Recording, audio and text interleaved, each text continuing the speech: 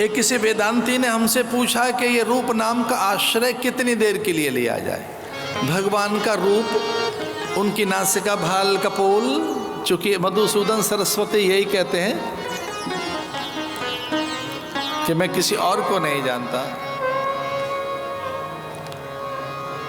कृष्णांत, केवल कृष्ण।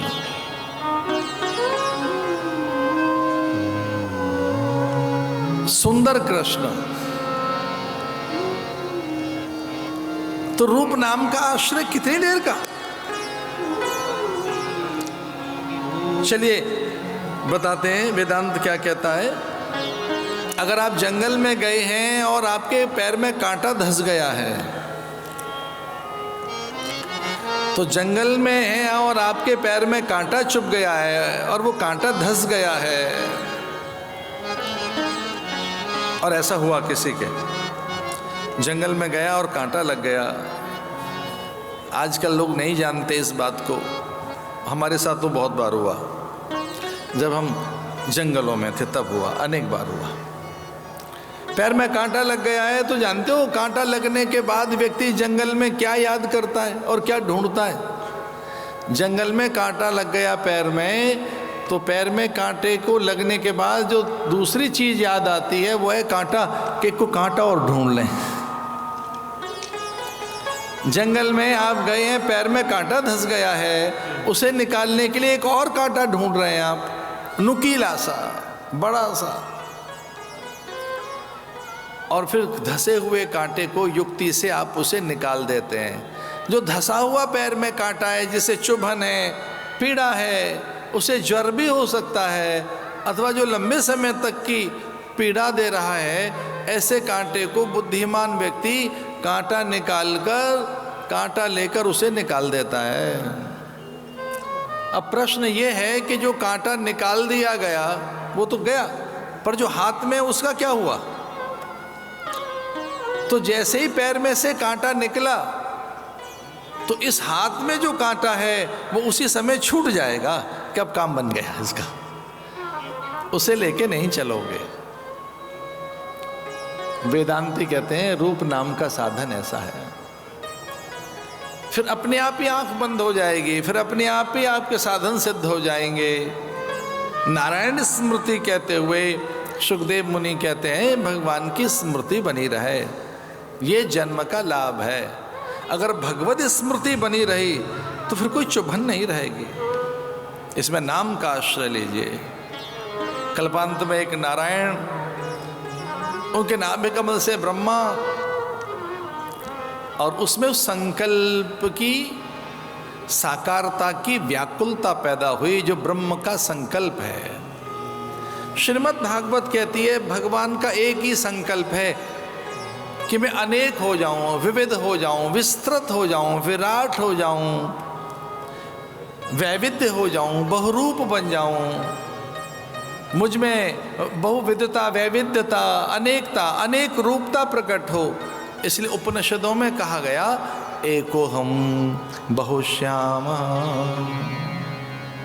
शास्त्र कहता है कि भगवान ने कहा कि मैं एक से अनेक हो जाऊं, एको हम बहुश्याम, मैं अनेक होना चाहता हूं। ऋषियों ने आंखें बंद करके अनुभव किया कि एक का ही अनेक रूप है, कोई एक ही है, एक कोई बीज है और फिर वो अनेक हो गया है। जब बीज अनेक हो जाता है तो ऐसे दिखता है, गोंद छाल छाया वलकल, हरितिमा गंध सुगंध मकरंद, फल फूल बौर मंजरी डाल तना, सूखा काष्ठ, उसकी आर्द्रता,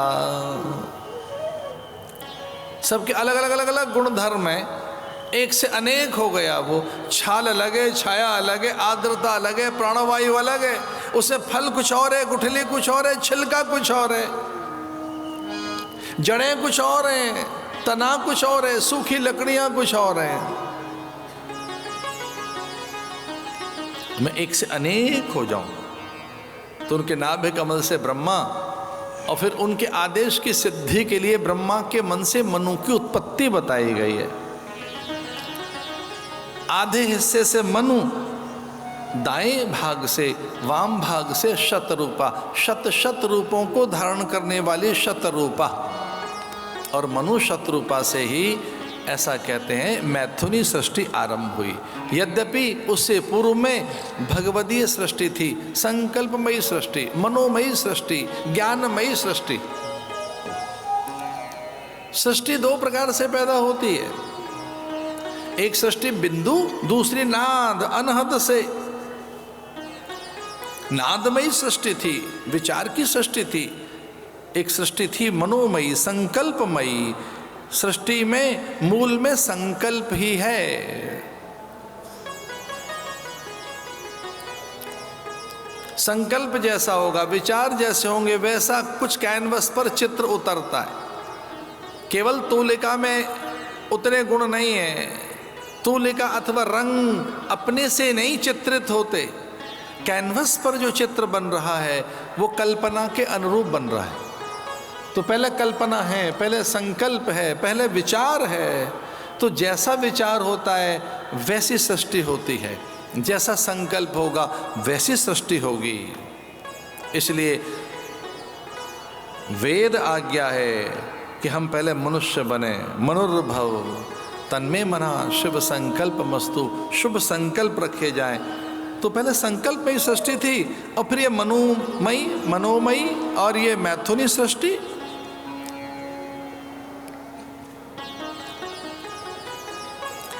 कथा को आगे बढ़ाते हैं ये कहकर कि पहले कन्या का जन्म हुआ। मनु की पहली संतान कन्या हुई, दूसरी तीसरी भी कन्याएं हुई। ये भगवदीय विधान था कि धरा पर पहले स्त्री का आगमन होना चाहिए, धरती पर पहले कन्या आनी चाहिए। तो मनु का यज्ञ, मनु शत्रुपा के यज्ञ से, चूंकि जब उन्होंने संस्कार किया तो सृष्टि की उस सत्ता का आह्वान किया जिसमें प्रचुरता है, समग्रता है, विराटता है, अजेयता है, अनंतता है, अतुल विपुल शुभता, उत्कटता है। हे परमात्मा, तेरी शुभता मुझसे विस्तृत होनी चाहिए। ब्रह्मा ने आदेश दिया कि पुत्र मैथुनी सृष्टि का आह्वान कर। तो उन्होंने परासत्ता का ध्यान किया। जय तुम देवी चामुंडे, जय भूतारितिहारिणी, जय सर्वगते देवी कालरात्रि नमोस्तुते। कृष्णेन संस्कृता देवी शश्वत भक्त्या सदाम्बिके, रूपम देहि जयम देहि यशो देहि दशो जहि। इंद्राणी सद्भाव पूजते परमेश्वरी, आदि प्रचंड दौर दंड दैत्य दर्प विनाशिनी आदि। ऐसे पराम्बा का ध्यान करते हुए उनमें कन्या प्रकट हुई। ऐसी बड़ी रोचक बात सुना रहे हैं हम आपको कि जो मैथुनी सृष्टि हुई थी, शरीर से जो उत्पत्ति हुई, पहला उत्पादन हुआ इस धरती का, तो वो कन्या प्रकट हुई। बेटा पहले नहीं हुआ है, बेटी पहले हुई है।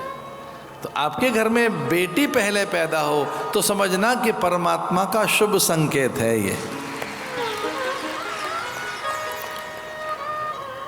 उपनिषदों ने विचार किया परमात्मा है क्या, ऋषियों ने विचार किया परमात्मा कौन है, किस रूप में है, पहले क्या है, परमात्मा की साकारता क्या है।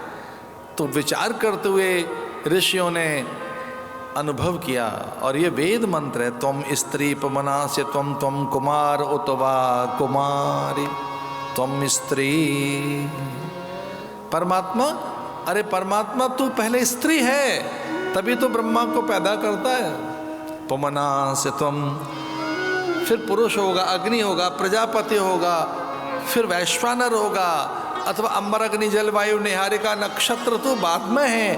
पहले तो धरा को धारण करने वाला, इस समग्र ब्रह्मांड को धारण करने वाला, जैव जगत को धारण करने वाला, अपने गर्भ में ये सब कुछ पालने वाला, तो पहले स्त्री है।